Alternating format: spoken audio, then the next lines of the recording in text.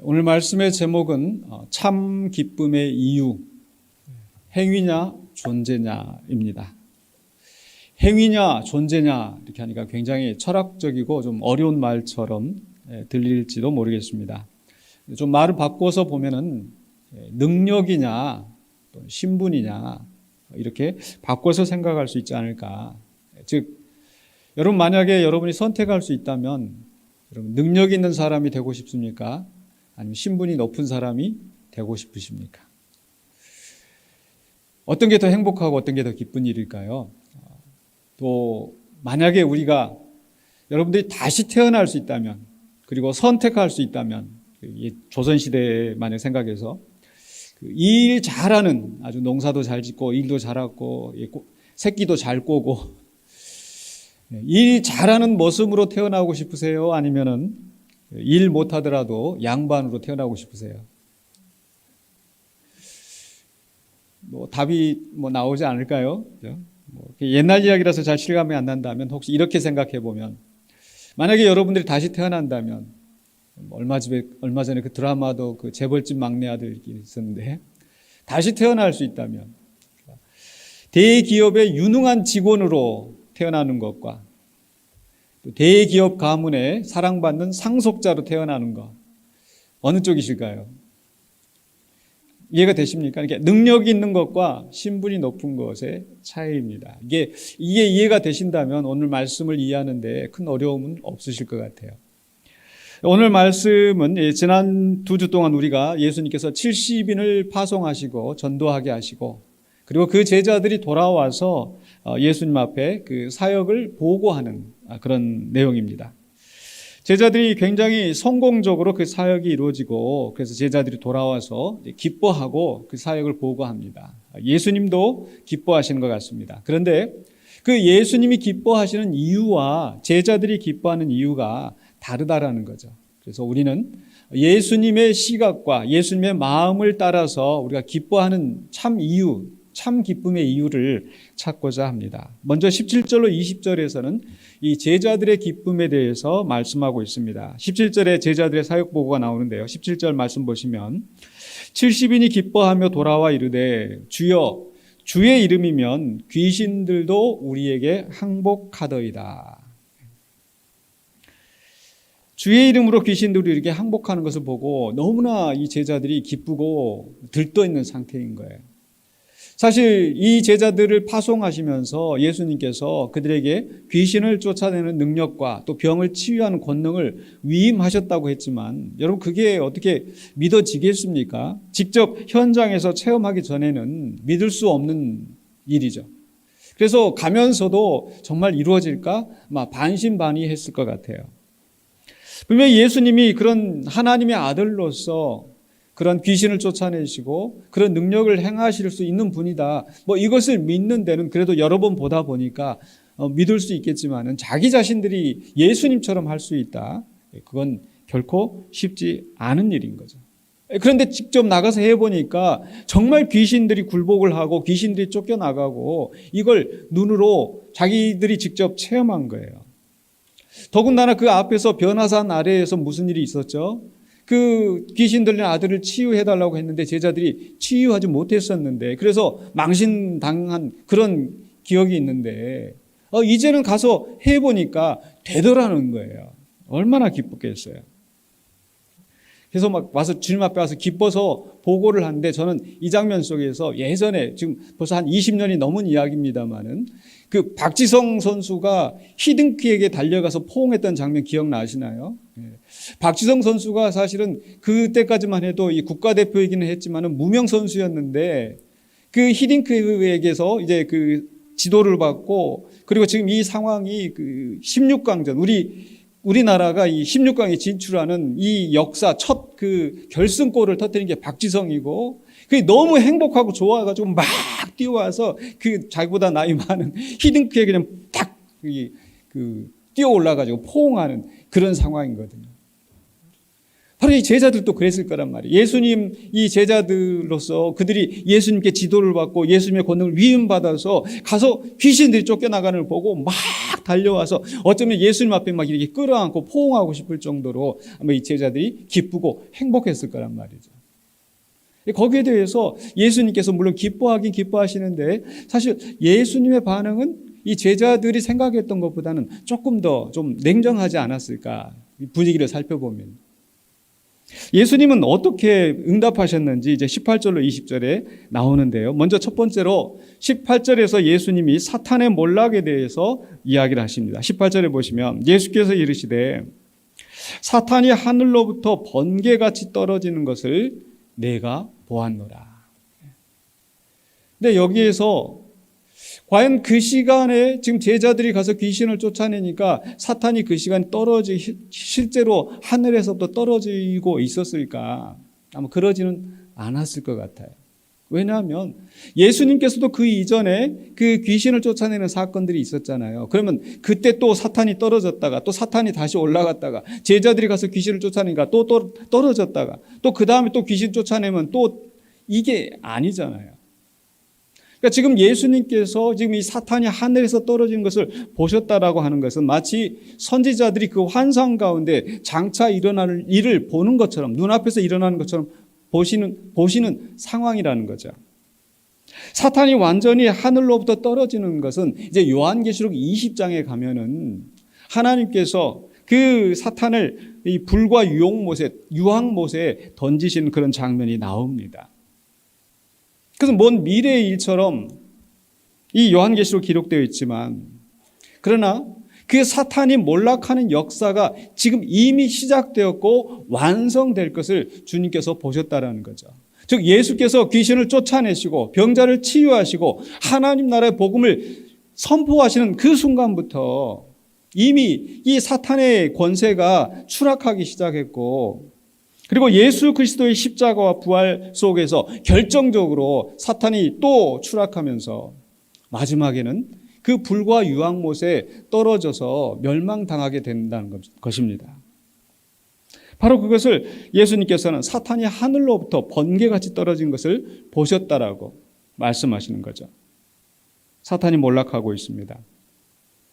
두 번째로는요, 19절에서 승리의 보장에 대해서 말씀하십니다. 19절에 내가 너희에게 뱀과 전갈을 밟으며 원수의 모든 능력을 제어할 권능을 주었으니 너희를 해칠 자가 결코 없으리라.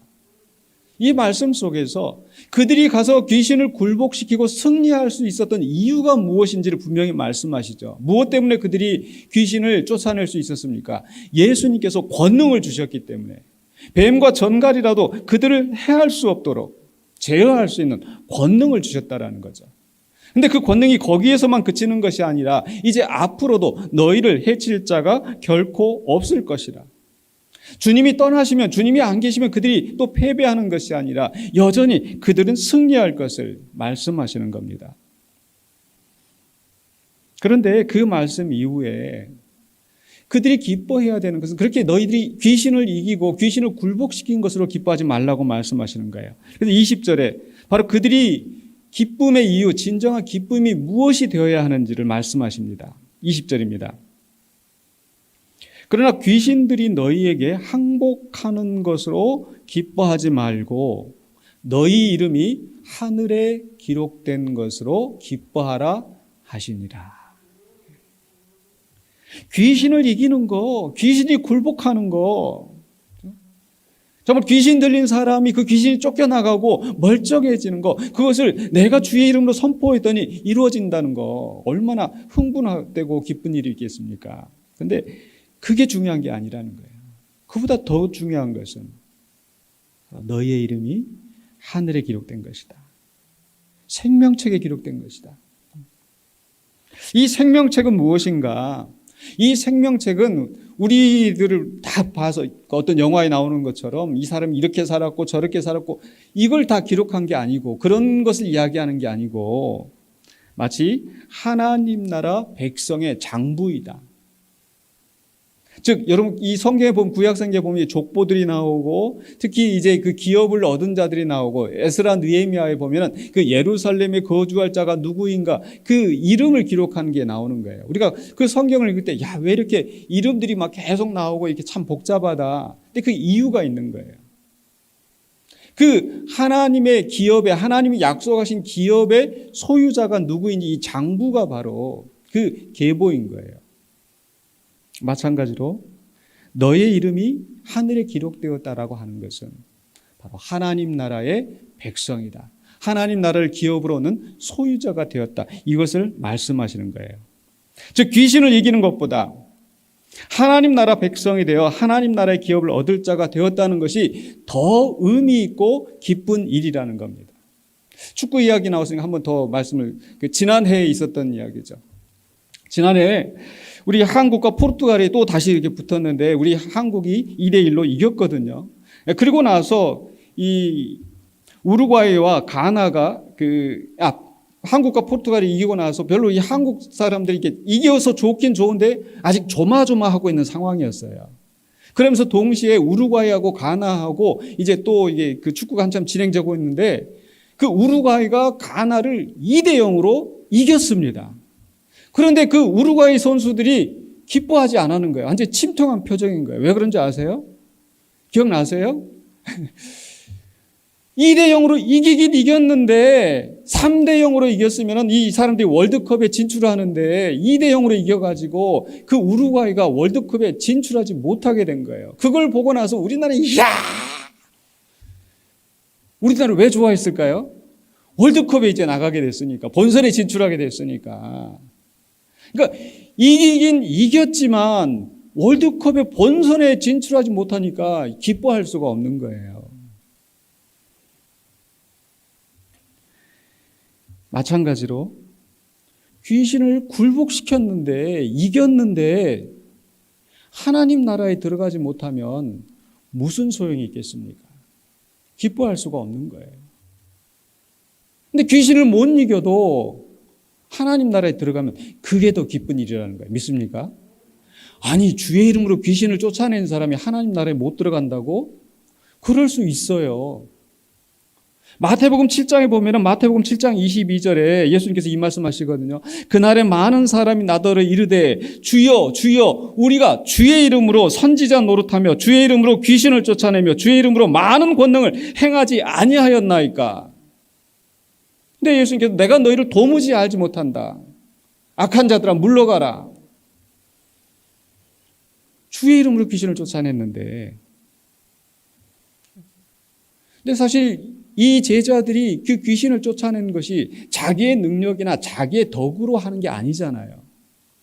주의 이름으로 한 것이고 주님의 권능으로 한 거예요. 그래서 자기들이 자랑할 게 없는 거예요. 근데 사실 사람들이 생각하기를 주의 이름으로 귀신을 쫓아내면 뭔가 그 사람이 굉장히 신령하고 믿음이 정말 출중하고 그런 사람으로 우리가 착각을 하는 거예요. 그러면서 그런 능력을 사모하고 정말 그런 사람이 됐으면 대단하겠다.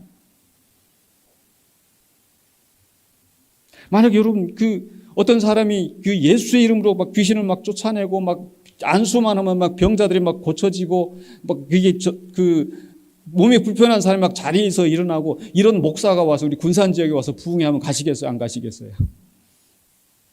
별로 가실 생각이 없으신 것 같은데 무슨 얘기인지 아시겠어요? 그런데 정말 그 대단한 목사님이신가 보다.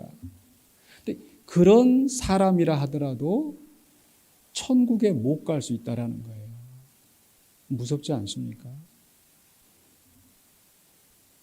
근데 그런 사람도 못 들어가면 나는 어떻게 할까? 이런 걱정을 하실 필요가 없다라는 거예요. 근데 단지 귀신을 쫓는 것만이 문제가 아니라 사실 우리가 부러워하고 기뻐하는 것은 어떤 행위로 뭔가를 이뤄낸 사람, 야, 정말 대단하다. 저 사람 얼마나 좋을까? 얼마나 행복할까? 이게 행위에 대한 문제잖아요. 세상에서 그런 능력을 가지고 뭔가 대단한 것을 성취하는 사람이 바로 부러움의 대상이 되는데, 그리고 그 사람 스스로도 만족하고 즐거워할 것인데, 그러나 그런 사람이라도 만약 하나님을 알지 못하고 구원을 받지 못한다면 무슨 소용이 있겠습니까?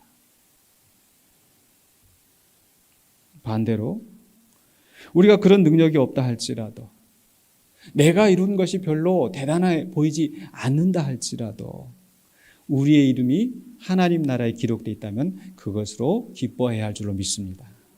그래서 그 존 놀랜드 이 누가복음의 주석을 쓴 사람이 이렇게 말을 했어요. 하나님 나라에서 확고한 자리를 얻는 것이야말로 예수의 사역 속에서 하나님의 은혜를 체험하는 것을 통해서 얻어지는 최고의 유익이다. 그러니까 예수의 이름으로 이 사역을 하면서 그 은혜를 체험하였는데 그것으로 인해서 귀신이 쫓겨나고 귀신을 항복하고 내가 그런 대단한 일을 한, 그게 행복하고 기쁜 이유가 아니라 바로 예수를 체험하고 예수의 이름의 역사를 체험하면서 내가 하나님을 알고 하나님을 믿고 내 이름이 하늘나라에 기록된 것, 그것이 우리의 최고의 유익이라는 겁니다. 그래서 그 귀신을 쫓아내는 것보다 바로 예수님 믿고 구원받은 것이 더 중요하고 기뻐해야 할 이유가 된다는 것입니다. 행위가 아니라 바로 존재가. 하나님을 알고 하나님 나라의 백성이 된 내 존재가 기쁨의 이유가 된다는 것이죠. 예수님의 사역의 목표도 바로 지금 사탄을 굴복시키는 것, 그 자체가 목표가 아니고 그 사탄의 억압 아래 신음하던 이 백성들을 구원하는 것이 예수님의 사역의 목표이거든요. 그렇기 때문에 바로 이 제자들의 행위가 아니라 그들이 이룬 성취 때문에 예수님이 그들을 사랑하시는 것이 아니라 그 존재 자체를 사랑하시고 구원하시는 것. 그게 바로 예수님의 마음인 거예요. 그래서 그 제자들이 하나님의 백성이 되었다는 사실, 예수님을 믿고 구원받았다는 사실, 그게 예수님이 기뻐하시는 일이고, 그래서 제자들에게도 귀신들이 너희에게 항복하는 것으로 기뻐하지 말고 너희 이름이 하늘에 기록된 것으로 기뻐하라고 말씀하시는 겁니다. 여러분의 이름이 하늘에 기록된 것으로 기뻐하실 수 있기를 주의 이름으로 축원합니다. 그리고 나서 10장 21절로 24절에 예수님의 기쁨이 나옵니다. 먼저 21절, 22절에 예수님은 하나님께 감사 기도하는 내용인데요. 21절에 그때 예수께서 성령으로 기뻐하시며 이르시되, 예수님 기뻐하시잖아요. 천지의 주제이신 아버지여, 이것을 지혜롭고 슬기 있는 자들에게는 숨기시고 어린아이들에게는 나타내심을 감사하나이다. 옳소이다. 이렇게 된 것이 아버지의 뜻이니이다. 이 제자들이 보고를 받으시면서 예수님도 기뻐하시는 거예요. 그냥 기뻐하시는 게 아니라 성령으로 기뻐하시는 거예요. 그런데 그 보고를 들으시고 그냥 기뻐하시는 게 아니라 하나님께 감사하시는데, 여기에서 예수님께서 기뻐하시고 감사하시는 이유가 무엇입니까? 야, 이제 귀신이 항복되었습니다. 감사합니다. 이게 아니잖아요. 예수님이 기뻐하시는 이유, 감사하시는 이유, 바로 이것을 어린아이들에게 나타내셔서 감사합니다. 이것이 무엇일까요? 이것, 바로 예수 그리스도의 사역을 통해서 마침내 하나님의 나라가 성취되어지고 그것이 제자들에게 보여지고 있다는 것. 이 제자들이 하나님의 나라를 직접 목격하고 믿게 된 사실, 이게 감사하고 기쁘신 거예요. 덧붙여서 하시는 말씀이 뭐예요? 이것을 지혜롭고 슬기 있는 자들에게 숨기셨다. 어린아이에게 나타내셨다. 여기서 지혜롭고 슬기 있는 자들이 누구겠습니까? 바로 세상에서 지혜 있고 슬기롭다고 존중받고 인정받는데 정작 하나님의 나라를 알지 못하는 사람들. 이 하나님의 나라는, 구원의 지혜는 세상의 지혜로 알 수가 없습니다. 그럼 어떻게 알 수 있을까요? 오직 하나님께서 알게 하실 때 알 수 있는 거예요. 그래서 고린도전서 1장 21절에 하나님의 지혜에 있어서는 이 세상이 자기 지혜로 하나님을 알지 못함으로 하나님께서 전도에 미련한 것으로 믿는 자들을 구원하시기를 기뻐하셨도다. 세상의 철학으로, 세상의 지혜로, 세상의 학력으로 하나님을 알지 못합니다. 그러나 전도에 미련한 것, 그 사람들이 비웃는 저 미련한 것, 그렇게 비웃는 그것을 정말 어린아이와 같이 열린 마음으로 받아들일 때에 그 지혜가 우리에게 구원의 길로 인도하는 줄로 믿습니다. 그래서 어린아이에게 나타나셨다는 것은 문자 그대로 어린아이가 아니라 부족하지만, 가난하지만, 배운 것이 없지만, 낮은 자이지만, 바로 내가 도움을 받고 깨우침을 받고자 하는 그런 간절한 가난한 마음이 있는 사람들, 바로 그런 사람이 어린아이고, 그런 어린아이와 같은 자에게 하나님께서 구원의 지혜를 알게 하신다는 겁니다. 이것도 하나님의 은혜인 줄로 믿습니다. 그래서 누가복음 10장 22절에 계속해서 예수님 하시는 말씀이 내 아버지께서 모든 것을 내게 주셨으니 아버지 외에는 아들이 누구인지 아는 자가 없고 아들과 또 아들의 소원대로 계시를 받는 자 외에는 아버지가 누구인지 아는 자가 없나이다 하시고. 여러분, 하나님 아버지를 아십니까? 예수님을 아십니까? 예수님을 믿으십니까? 이게 아들과 아버지의 소원대로 알게 하셨기 때문에, 계시하셨기 때문에 우리가 이것을 알게 된 거예요. 깨닫게 된 거예요. 세상의 지혜로 우리가 비록 인정을 받지 못하고 세상에서 높임을 받지 못한다 하여도 우리는 하나님께서 우리를 사랑하셔서 하나님의 은혜로 예수님을 알고 하나님을 알게 되어서 구원받게 된 줄로 믿습니다. 바로 이렇게 예수를 믿고 하나님 나라의 백성된 이 사실이 우리가 정말 복되고 행복한 자라는 거예요. 그래서 예수님이 감사하시는 이유는 바로 이런 어린아이 같은 제자들에게 저 예루살렘에서 높임받고 떵떵거리는 그런 사람들이 아니라 정말 갈릴리 그 촌에서 멸시받고 천대받던 그런 어린아이와 같은 이 제자들에게 하나님을 알게 하시고 구원받게 하신 사실이 얼마나 감사한 것인지, 그리고 또 이것이 누구의 뜻대로? 아버지의 뜻대로 되었다. 하나님의 뜻이 이루어졌다. 이게 감사하고 기뻐하시는 이유인 거예요. 그러면서 이제 기도를 마치시고 제자들을 돌아보시면서 말씀하십니다. 23절에 제자들을 돌아보시며 조용히 이르시되 너희가 보는 것을 보는 눈은 복이 있도다. 너희가 보는 것을 보는 눈, 즉 하나님이 계시하신 것, 하나님이 알게 하신 것. 근데 너희가 보는 것, 너희가 이걸 보니까 너희가 복되다 이것만 말씀하신 게 아니고 너희가 보는 것을 보는 눈, 누가 보는 거예요? 이 제자들만이 아니라 그 이후로 우리에게 이르기까지 그 이후에 모든 성도들이 바로 하나님을 알게 되는 거, 하나님의 나라를 알게 되는 거, 이것을 보는 사람이 복이 있다라는 거예요. 그래서 24절에 계속해서 하시는 말씀이 내가 너희에게 말하노니 많은 선지자와 임금이 너희가 보는 바를 보고자 하였으되 보지 못하였으며 너희가 듣는 바를 듣고자 하였으되 듣지 못하였느니라. 예수님 오시기 전에 많은 선지자들이 있었고 많은 왕들이, 임금들이 있었지만 또 이스라엘 밖에 여러 나라에 많은 그런 권세자들이 있지만 그들은 그 예수님이 하시는 역사, 예수님을 통해 이루어지는 하나님의 나라를 보지 못하고 알지 못했지만 너희가 이것을 보고 있지 않느냐, 너희가 이것을 보고 믿고 구원을 받지 않았느냐, 그러니까 너희는 복되다라고 말씀하시는 거예요. 우리 성도들은 아들과 아버지의 소원대로 하나님을 알고 예수님을 알고 그 아들을 통해서 이루어지는 하나님 나라를 알고 그 하나님 나라의 백성이 된 자들인 줄로 믿습니다. 그래서 우리는 복 있는 존재예요. 행위가 아니라 우리가 뭔가를 대단한 것을 이루고 세상에서 지혜롭고 슬기는 자가 되어서 인정받으니까 복된 사람이 아니고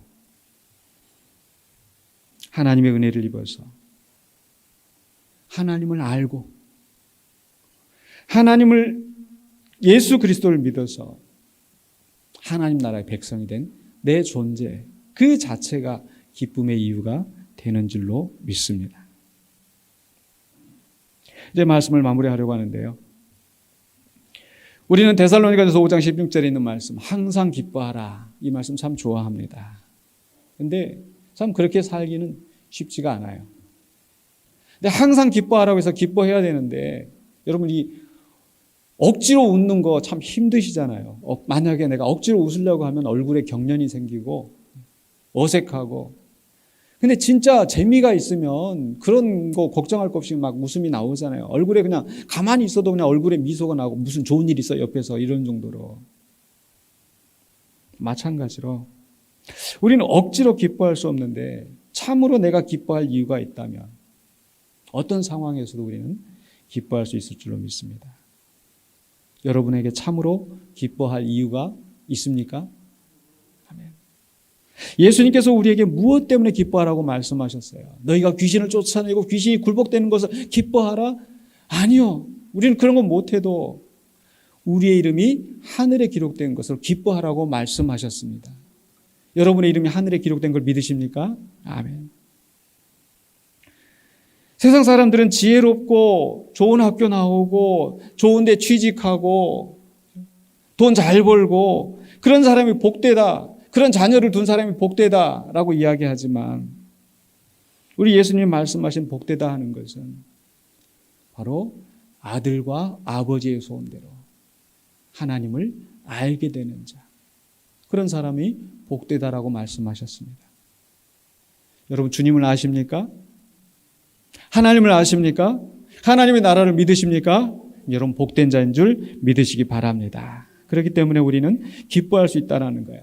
우리가 비록 어린아이와 같이 부족한 사람들일지라도 하나님의 은혜를 받아서 예수님을 믿고 하나님을 알게 되었기 때문에 우리 이름이 하늘에 기록되어 있기 때문에 하나님 나라의 백성으로 등록되어 있어서 하나님 나라를 기업으로 받을 자이기 때문에 그런 존재이기 때문에 우리는 기뻐할 수 있습니다. 이것보다 더 좋은 기쁨의 이유는 없는 거예요.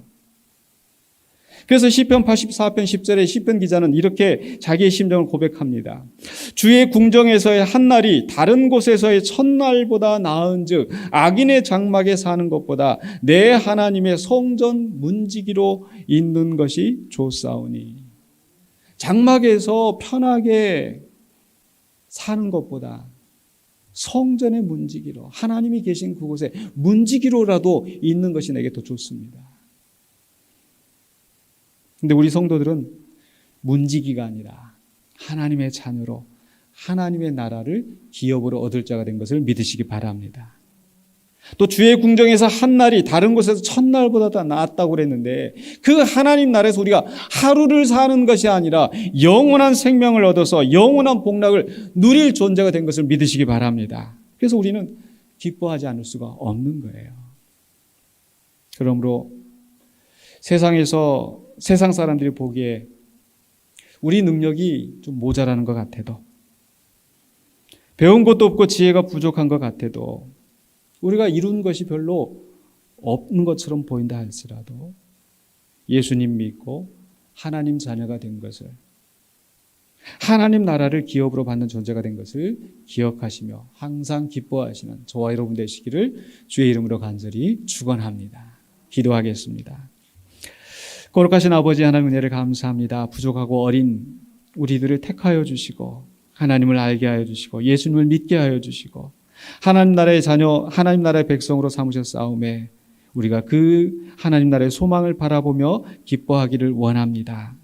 또한 이 기쁨의 소식을 우리만 아는 것이 아니라 주님이 보내시는 제자들처럼 또 우리 주변의 우리 이웃들에게 주의 나라를 알리고 함께 그 복을 누리는 우리 모두가 되게 하여 주시옵소서. 예수 그리스도 이름으로 기도하옵나이다. 아멘.